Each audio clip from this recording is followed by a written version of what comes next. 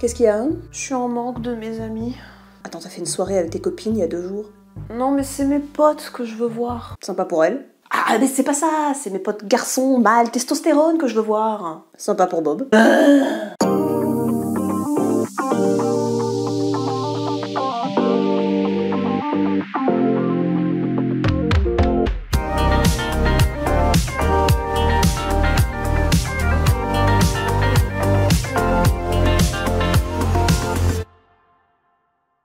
J'ai toujours eu du mal à définir mon genre. Non, parce que j'ai commencé en licorne et j'ai continué en garçon manqué. Ouais, elle a eu des périodes très différentes dans la vie. Après, je me suis toujours dit que j'avais clairement un caractère masculin. Ton bureau rose dit le contraire. Aussi loin que je me souvienne, j'ai toujours eu une meilleure amie fille et plein de potes mecs. D'ailleurs, au lycée, j'étais tellement déprimée quand je me suis retrouvée dans une classe avec seulement 4 ou 5 garçons que dès que je rentrais des cours, j'avais qu'une seule envie, c'était de me regarder un film bien viril. Quoi?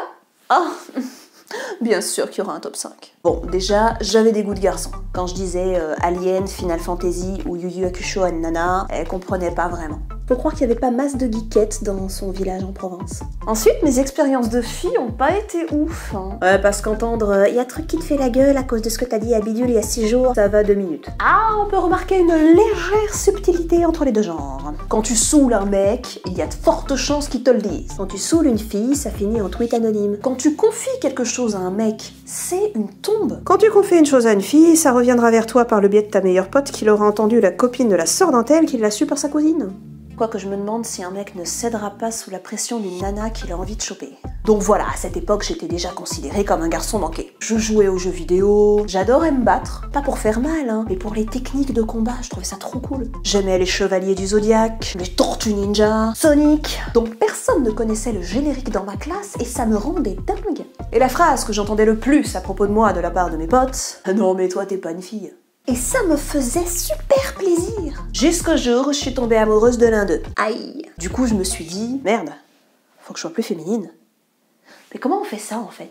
Moi qui ai commencé ma vie en petite fille coquette, j'ai dû tout réapprendre. Coiffure, maquillage, posture. Je voulais l'esthétique d'une fille.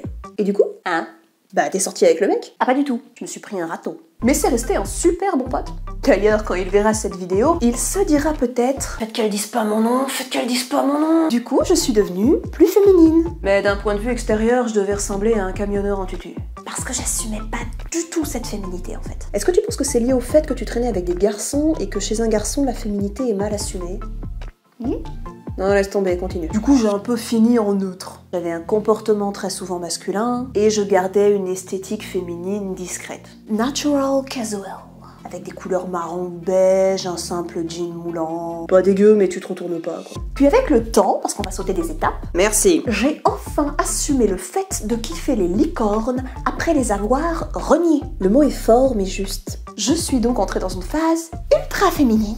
D'ailleurs, c'est à ce moment-là que je me suis fait plein de copines. Du rose, des licornes, des paillettes, des kawaii, en veux-tu, en voilà. Je suis pas loin de vomir des arcs-en-ciel. Du coup, c'est ça ton genre? Bah maintenant, j'ai envie de plus de masculin. Ah. Bah, l'époque où on se mettait en position de défense après m'avoir vanné pour pas se prendre une table basse dans la gueule, me manque. Et j'ai pas envie de jongler éternellement entre féminin et masculin. Parce que fait chier. Je veux pas revendiquer un genre, je veux me revendiquer moi.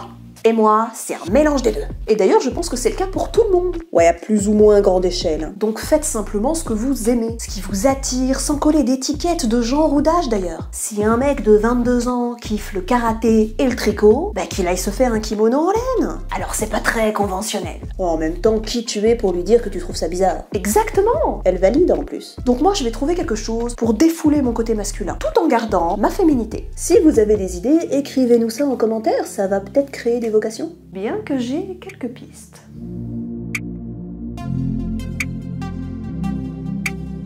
Mais du coup, avec tes enfants, Bobby et Bobette, j'imagine que tu supprimes tout ce qui est genré? Ah ouais, alors j'ai vaguement essayé, mais j'ai des enfants clichés à mort en fait. Hein?